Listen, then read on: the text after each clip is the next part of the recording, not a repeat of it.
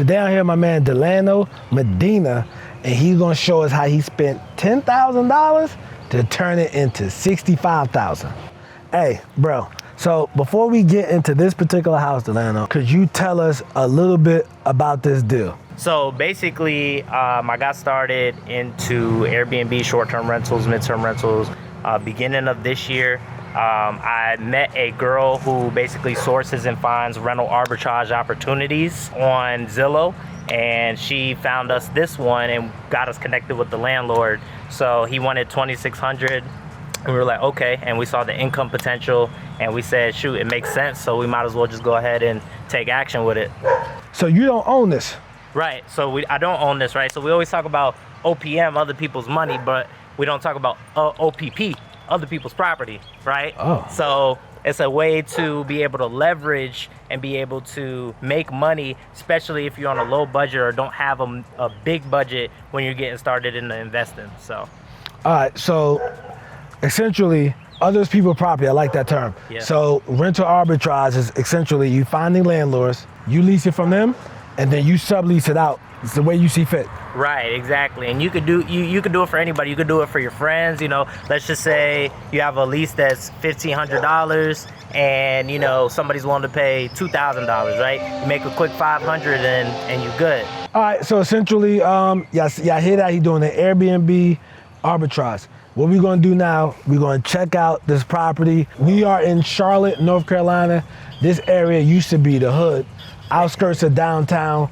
Prime real estate right now, prime real estate. For a new house in here, it's probably gonna run you about $600,000-700,000 to get in this neighborhood minimum. For a newer house, for these older houses, I know somebody in 2020, they bought a 2-bedroom, 1-bath house, about 800-900 square feet. They paid like $260,000 for a 2-bedroom, 1-bath house. So that's your numbers of what you're looking at in this particular pocket, all right? So, Dillano, bro, let's check out the inside. Yeah, for sure. So outside, we're actually doing a little bit of touch-up work. Like, we got some guys doing some painting and stuff. I actually was able to negotiate the first month rent by saying, hey, you know, if I could do some improvements on the outside, would you cut us a break on the first, you know, few months on the deal? It ended up working out. You know, he was like, yeah, sure, I'll cut you a break. So now we're improving it, and I tell people, you know, I want to leave it in better shape than what you gave it to me in. And that secures the, okay, this person's gonna take care of it, they're gonna be good, and we're gonna do long-term business, you know what I'm saying? Yeah. So yeah, let's take a look on the inside. On this side right here, this is like the first part of the side. So it's really a 3-bed, 2-bath house. But what we did was we separated the sides so that way we could get more out of it renting 2 sides versus just renting the whole house. Here, this is your living room area. Mm-hmm. So essentially, all right, you're gonna put a couch here. Mm-hmm. And is the TV going in here? Yeah, so what we're gonna do a boho theme in the living room. So we're gonna put the couch, you know, in this area. We're gonna try to buy like a sectional sleeper. So that way, you know, it would be like 5, 6, 7, 8 people on the couch, but then it also has like a queen size mattress, because the more beds you have, the more money you make. Absolutely. So we try to fill up each room, you know, 2 people to a room, and then you got the bed. This can sleep 2 if you wanted to as well. So I'm gonna put a sectional, we're gonna put a nice rug, we're going with the Bohemian boho theme.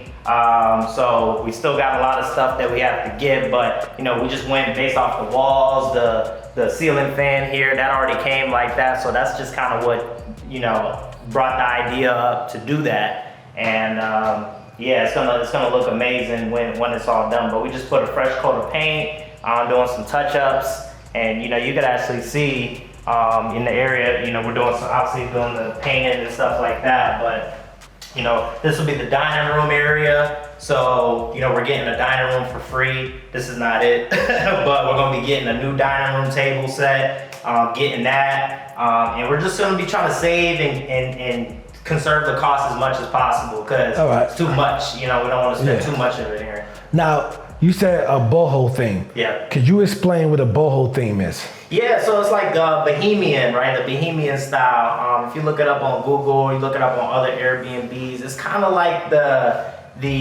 natural, like holistic vibes type of look. Like You go in here, you know, you might see people burning some sage. You know what I'm saying? That's the kind of theme that we want to go. Something that's real relaxed, like almost gives you like as soon as you walk in, you feel like you're in peace, right? Meditation type vibe. So that's the kind of theme that we want to go with in here. Some places make a statement. Some places are like, you know, neutral, like, oh, you know, this is modern. But because we're dealing with an older house, we want to, you know, make sure that we're going with something that matches the theme according to like the walls, the design, you know, the color, the theme, stuff like that. So. All right, cool. So bohemian theme, and this your kitchen. Kitchen was type small. When you first told me what you paying per month, I was like, what? He got ripped off. But we're gonna get into the numbers at the end, so stay with me. So, all right, this is your kitchen. Right. Yep. So kitchen, you know, stainless steel appliances, which is good. Cabinets, the original white cabinets that could be, you know, touched up. We're probably gonna do a little bit of touch up on that too. You know, you got the sink right here. So, you know, kitchen, you shouldn't have to spend too much money in, you know what I mean? You want to keep it basic, but, you know, you might want to add a little bit of wall art right here. Like, you know, this will be the area you put your coffee, you know, because that's big for a lot of people. So, you know, I'm actually glad it's this because we don't have to do too much, right? And a kitchen's a kitchen, you know what I'm saying? You don't have to have it too big. You know what I mean? Simplicity is the best sometimes. If we go through here, this bedroom 1. That's bedroom 1. And hey guys, I want you to catch these doorknobs, right? I got the old school crystal joints. If you had to replace these, they are so expensive to replace because you got to go to like antique shops to get them and stuff like that. Because I had a friend do a rehab in a historical place, and everything, you had to keep the character of the property. He had to look for these. And he said, man, he found them at like $80 per knob at like an antique shop. Wow. So, yeah, man. Yeah, so we're gonna try to preserve as much of the originalness of the house as possible. So if we go in here real quick, you know, this is the first bedroom. We actually got my boy here painting, finishing up some stuff. But, you know, we got a nice bed here. I actually got this from a friend for like $200. You know, this is a $1,500, $1,600 mattress for $200, you know? So we're really doing everything on a budget as much as possible. But it's possible. It doesn't have to be cheap. It doesn't have to look cheap, you know, but it can look good and you spend less for it, but you have to spend more time to do that, you know what I mean? So absolutely. Yeah, just gotta, you can get cheap stuff, just spending more time. Doorknobs here. This is another bedroom, you know, a little bit bigger, you know. The walls, you can do so much with it. You know what I'm saying? You could put wall art, you could put like one of those little drapers on the wall. You know, you could do a ton of different things with the wall. So I'm actually glad it's open, the open space. You know, you put your bookshelves, your nightstands, you know, put the TVs right there. So as long as you keep it simple and you keep it straight to the point and according to the theme, you're in good shape. You know what I mean? So. Yeah. Window right there so you can look outside. So, you know, it's a lot of potential in here.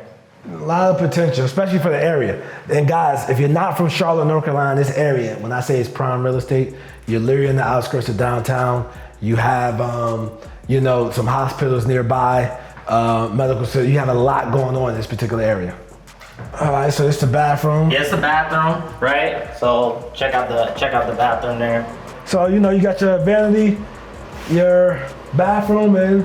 Yeah, I think that used to be a window at one point. Absolutely. Yeah, for sure. But it connects to the other side, so you'll be able to see it. But, you know, we just going with the theme. We're not doing too much. We're not trying to replace the floors, nothing like that. Because in the pictures, they look really good. And the biggest thing about Airbnb, you got to get a really, really good photographer. Because your photos mean everything when it comes to making money. Right. So this is the thing. So, you know, I told him how much I was renting here.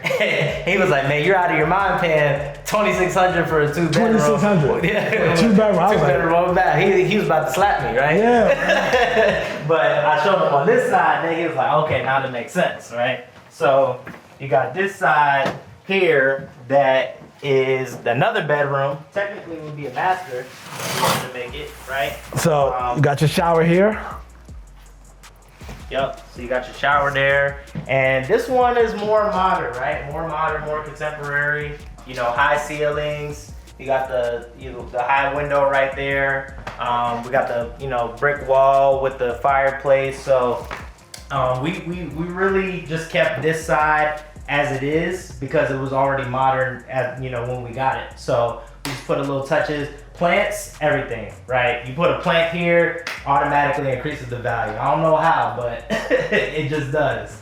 So you got your couch, your little nightstand table. We're gonna be putting a TV. It's got its own little separate AC unit right there. Yeah. Which is expensive. That's an expensive unit right there. Tell me about it. Yeah, and then you got this little small little kitchen. So obviously you could probably see like, okay, there's no push-in stove or nothing like that. But what you could do is there's an outlet. You could put like an electronic cooktop, which we already bought. It's in one of those bags over there. But electronic cooktop and then a microwave. You can sit on that thing right there and boom, you know what I mean? So more so of like a hotel, like a glorified hotel room, I'd say. And they can step out to the deck if they want to smoke. Yep, and then you got a little deck area right here. We'll clean that up. Outside, we got to do some landscaping and stuff like that. I mean, we literally just got it last week, so we've been doing a little bit of stuff here and there. Yeah, we're really excited about the potential and what we're gonna do with it. You literally just put this stuff in here then. You didn't do it last No, week. the bed it partially came furnished, man. Okay. So the bed was already here, which is great. And it was a nice size, king size bed. So all we had to do was buy the sheets, the covers, the pillows, and we had motion already. Okay, all right, cool. Before we get into the numbers, right? We break down the numbers. How'd you get into real estate and what year did you get in? Yeah, so I really got into real estate because of my folks, my parents. They've been in real estate for over 20 years. My mom, she was a real estate agent growing up in Virginia. And she sold a lot of real estate as an agent. She sold like over $1 million in real estate as an agent. And we experienced our highs when we were living in Virginia, and then when the market crashed, we experienced the lows, right? So a lot of people, come from the dirt, from the poor, and then they work their way up, right? Actually started up and then came back down, and then now I'm working my way back up, you know what I mean? So my story is a little bit different than a lot of folks that get started, you know what I mean? Because I already kind of had that background. I didn't know much because I wasn't really too focused on real estate at the time. I wanted to make it in network marketing, and I wanted to make it on e-commerce. I wanted to do a lot of different things because I didn't want, at a point in my time, in my life, I wanted to be like not identified with my folks. I didn't want my identity to be with my parents, right? But once I tried every business and failed at it, I was like, all right, well, let's see what this real estate thing's about, right? And I started in college, and that's how I got started. Okay, so how old were you when you got started in real estate, and how old are you now? Yeah, so I got started when I was 20. I went to San Diego, California, learned from a lot of the big time real estate people, Kent Clothier, Justin Colby, Sean Terry, a lot of these big guys. And then I came to college. I used to drive every day 45 minutes just to go drive for dollars, find properties in Fayetteville. And now I'm 24. So I've been doing this for about 4 years now. Okay, yeah. So I bought my first house at 24. So yeah, you're extremely young, man. That's crazy. That's good you got started that early. So wait, you went to college in San Diego, you said? No. So I went to college at UNC Pembroke. UNC Pembroke? UNC Pembroke, okay. Yeah, which is like 45 minutes from Fayetteville. Fayetteville, yeah, I know, yeah. But I was saying I learned because I went to a conference. Out in San Diego with those guys. Sean Terry is responsible for a lot of success of people. I follow him back in the day when he was at one point he was the only wholesaling podcast on iTunes. Wow. Only one. Back in like 2010, 2011. So we was eating his stuff up, going to conference. Like I attribute my success to some local mentors and him as well. I was like the only national guy I follow, but to some local people and him. But yeah, no, Sean Terry is definitely an OG. He's definitely responsible for making a lot of people successful through his words and his teachings. So, but yeah, man, that's cool. I remember I tell people the story. I said I got fired September of 2012. I had no income, but Sean Terry was doing his second conference out in Dallas, Texas. Never been to Dallas. Man, I linked up with some people here. They was like, my man was like, Jonathan, he was like, yo, look, we're gonna split a room. Okay, we'll split a room. And we split a room and went out there, bro. That conference changed my life. So, conference changed my life. But yeah, okay, so cool. All right, so back to you, man. It's 24 now, you're getting started, you're making money, you're doing this full time. Now, what multi-level marketing joint did you do? Which ones you did? I did a few, man. I'm not gonna lie. I did a few, man. So I did one called World Ventures. You probably heard of that. Yeah, of course. Yeah. World Ventures, Dream Trips. That was like my gateway to entrepreneurship. Yeah. Like I learned how to network, talk to people. Like that's what really got me to where I'm at right now. No, it teaches you skills. It teaches you skills if you do it. I was in the call center, so I was getting those skills, and I didn't mind talking to people, but yeah, no, it teaches you skills. I did Amway for about a month or so, and Amway, but because I was against it, but I read this book that said, yo, it'll give you certain skills, so I joined it to get those, Right. But I was like, man, this is just, I couldn't, I didn't have the stomach for it. Right. Because it's like, yo, I'm one of those guys, and I discovered this in my 20s, I'm one of those guys where I don't need the rah-rah and the hoopla. Right. Like, just give me the information, I get started. That's all I want. Right. Just give me the information, I get started. You ain't gotta rile me up. You know what I mean? I ain't gotta scream out my goals every time. No, bro, I don't have to do all that. Let's just get started. So, all right. Right. And I know there's a lot of kids don't want to do what their parents did naturally. Yeah. Because I met a lot of real estate investors that said, or a few real estate investors saying, yeah, my parents did real estate, but I didn't want to do what they did. So, because it's not like I seen the good of it. I seen like cleaning out abandoned properties, tenants leaving meat in it and stuff like that. So I'm looking at the nasty side. So I tried to do other stuff, and one girl was like, man, I tried to work. I went to college, got a job, and I'm like, yo, I can't do this job thing. So she's like, I called my mother, like, Ma, I noticed you and Dad didn't have jobs the majority of my life.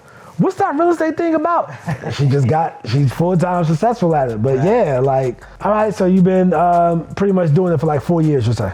Yeah. I've been doing it for 4 years. And just kind of going back to what you just said, like, college, like my mind frame when I went to college, like I knew I wasn't going to get a job going out of college. Like I knew I was going to be like, oh, I'm going to work the hard life, I'm going to retire at 65. I already knew that wasn't me when I walked in the door. I swear. I said. I did too. I swear. I said, look, I'm going to come here, I'm going to start a business. I said, I don't know how I'm going to start the business. I don't know what it's going to be. I said, I'm gonna do something, right? And I met this girl, she put me into network marketing. She was like, yeah, she was like super secretive about it, because in network marketing, they want you to be like curious, like, man, what's all this about, right? Yeah. So I was like, shoot, you talking business, I don't know what it is, as long as it's legal, I'm in there, what's up? Yeah. And that's what it sparked. So, you definitely have to have that mind frame of, starting a business or being in entrepreneurship, right? And it's okay to work for somebody, right? Because you get that experience. Experience is more valuable than money, Absolutely. in my opinion. Absolutely. So it, sometimes you have to do the groundwork, you have to do the volunteering, you have to do the internships,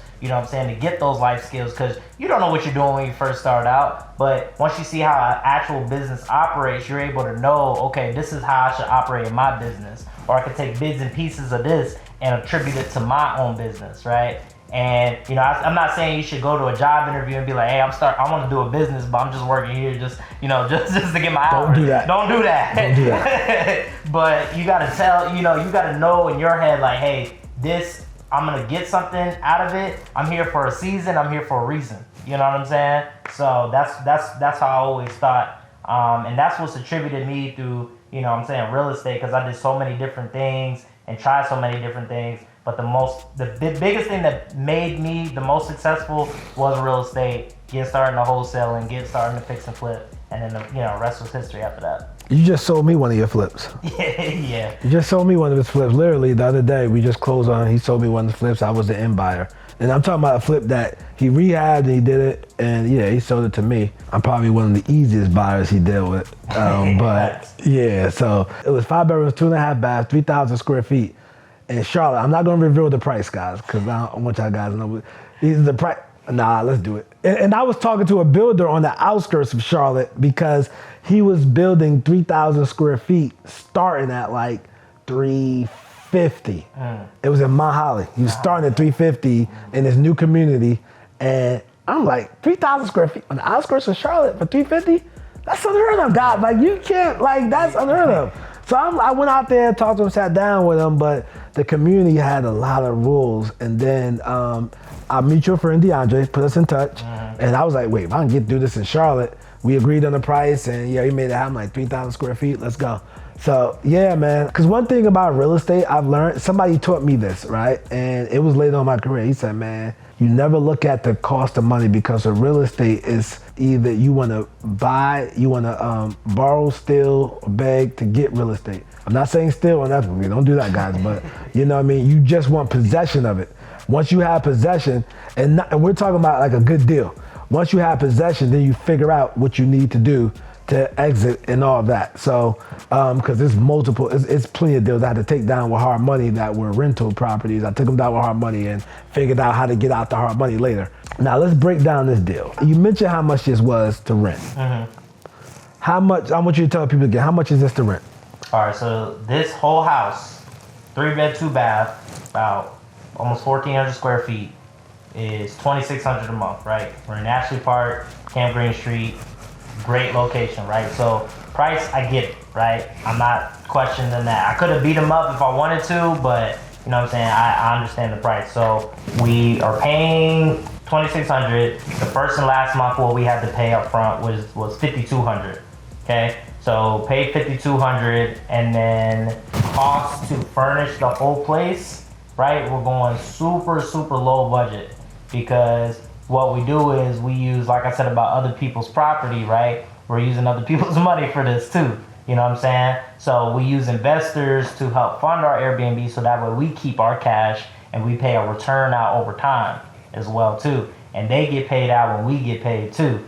So that's the secret, you know. Go to your family, go to your friends, go to your neighbors. I mean, my neighbors help me out on my deals all the time. You know what I mean? Like, I'll be like, hey, I got this deal. As long as the numbers make sense, boom. You know what I mean? So people want to find different opportunities to park their money and have their money grow over time, right? The 401k, the mutual funds, the index funds, all that, right, is up and down, right? During the pandemic, we seem to go crazy down, right? So now people are looking for smarter and different ways to diversify. And what's trending right now, right? Real estate. Real estate's always been trending in my opinion, right? But now what's trending more than ever is like the hospitality game, the midterms, right? People are finding out, oh shoot, you could contact a hospital and they got 5 different travel nurses willing to pay $2-3 grand a month for almost a room, right? Yeah. You know what I'm saying? So it just made more sense to me to do that than to do the long-term rent, because I know with the long-term rent, you're going to experience somebody, you know, they're gonna be in here 12 months, right? But they're gonna treat it like their house, right? They're gonna stick things on the wall. They're gonna have a kid that's gonna have crayons on the walls. You know, you have to fix that eventually. They might have a dog that's, you know, scratching up the floors, all that, right? So when you get it back, you know you're gonna have to put some money back into it. You have to. You have to. But with short-term and mid-term, all you have to worry about is cleaning and making sure that the turnover is ready for the next guest. And most of the time with midterm renters, all they do is come home, sleep, go back to work for 12 hours, repeat the process. Absolutely. So $2,600 a month, but you end up giving the owner $5,200. You end up giving the owner $5,200 because you had to pay the first and last month. All right. Now, what's your budget to furnish the spot? Right, so it's $5,000. $5,000. So this side luckily came, you know, pretty. It looked pretty like this already. We just had to buy a few things here and there, and we were good, right? The biggest thing, the next door side is what we have to spend more money on. That's the kitchen stuff. That's getting the couch for the low. That's going thrift shopping. That's looking at all these different things to do it, because we not bought Airbnb, but we did an arbitrage in Myrtle Beach, and we went over budget. We spent like $10,000-15,000, which is normal for arbitrage. It's a normal cost, but we're like, all right, how can we spend less money each time? And now that we have a little bit more time, we can be able to say, hey, look, let me look for a deal here. Let me go on Facebook. Let me go on OfferUp. Let me check this out, right? And people selling brand new stuff for the low, they just need to get it out their house. Just gotta get it out the house. Absolutely. Get it out their house. So that's That's what we spent. So 5,200, and then the 5,000. That brings us to 10,200. 10,200. Okay. What were the potential gross numbers for this Airbnb per month? Yeah. So the numbers on this side for Airbnb on this side was 150 a night, with the average occupancy of about 60%. 60% occupancy. Okay. The other side was a little bit more. You can get in just based off of AirDNA, and if you want to learn how to really identify numbers for Airbnb, you need to get AirDNA. Have to, right? It's a little bit pricey, but if you can connect with people and get a joint account, that's the best way to do it. So AirDNA had these numbers up. So this side was about 60, the other side was about 65, right? But I've seen other Airbnbs in the area doing like 70%, 75%. So I was like, okay, what can I do to mimic that so I can get the same amount of occupancy? So 150 a night for this side because it's one bed. The other side is about 175 a night. Okay. So and that's around like I said, 60 to hopefully 70% occupancy. Okay. Yeah. So potentially you can make about 5,400 a month, which will put you 65. It was the exact number, 64,800 over the year. So I want y'all to comment below. Would you spend 10,000 to gross 64,800, and off that you're probably looking to net what, like 1,500 a month? Yeah. So we're hoping to make minimum 1,500 a month. Minimum. Right? Minimum. Yeah. That's net, guys. That's net. Yeah. Right. Net. And long term, like I talk to a lot of people that have long term rentals. Some people are just happy to get $300 a month. Right? Yeah, absolutely. So I don't see how, but yes. When I look at the ROI on this and the less liability, I mean, it's good to own properties, right? But if you can get into a property without having to, pay the property taxes, having to do a lot of the maintenance, do all this stuff, then you come out with a win, right? You do have to spend the money up front, but if it takes you 5-6 months to break even, do it. You know what I mean? Do it. So I do this with this. I do my rental cars for Turo, and then you can even combine it, which is crazy, right? You could combine it. So let's just say you're doing Airbnb, somebody's coming into town. We'll say, hey, well, if you book the car as well, I'll give you half price on the car. So now you got the car booked and you got the place booked. Now you're doubling your income. You know what I mean? So you just have to get creative, right? In Charlotte, it's different, it's a different type of traction. But you go to Miami, you go to Florida, anywhere in Florida, you go to Atlanta, you go to California, and you can make it boom. You can make it boom. That's so all. It's just about using your resources and getting resourceful, right? You gotta get resourceful. That's the biggest thing you gotta learn is like, hey, somebody said, yo, $10,000 to make $65,000, but I need this money in 2 days, 3 days. What you gonna do? You gonna pick up that phone and call somebody, right? Call the bank, get a loan, get a personal loan from somebody, and do what you gotta do because opportunities. Somebody told me a long time ago is that opportunities don't go away; they just go to the next person. Yeah. And if I didn't get this right now, I guarantee you somebody else would have got it. I never heard that, but I'm gonna start using that. Opportunities don't go away; they just go to the next person. Yep. I swear. Hey guys, I swear. I'm not 24, I'm 40. So I swear that's real. That is extremely real. Opportunities that I passed on I didn't get, it's all right. They went right to the next person. They benefit from it. Mm-hmm. Opportunities that other people, missed out. Okay, sometimes it went to me, sometimes it went to the next person, but that's what happens. So, all right, man. So, all right, wrapping this up, bro. People gonna want to get in touch with you. Give people your social medias. Yeah, so follow me on Instagram, Real Estate Lano. Follow me there, and then you can follow me on Facebook, Dillano Medina, and that's pretty much it. And then TikTok, Dillano REI King. I gotta follow you on TikTok. Hey guys, I got a TikTok. Follow me, Real Estate Guru. I got a TikTok too. I think I'm almost near 10,000 followers. I don't be on it as much. Instagram is my main one, and the real account is like 124,000 followers on Instagram. It's like I get 50 fake pages of me a week. But guys, yes. So there, I'm wrapping this up, Dillano Medina, and we're gonna put his social media in the description. It's put it right back on the screen. In the meantime, listen, click on the video next to me and watch that one. Make sure you subscribe to the channel, and I will see you in the next vid. Peace.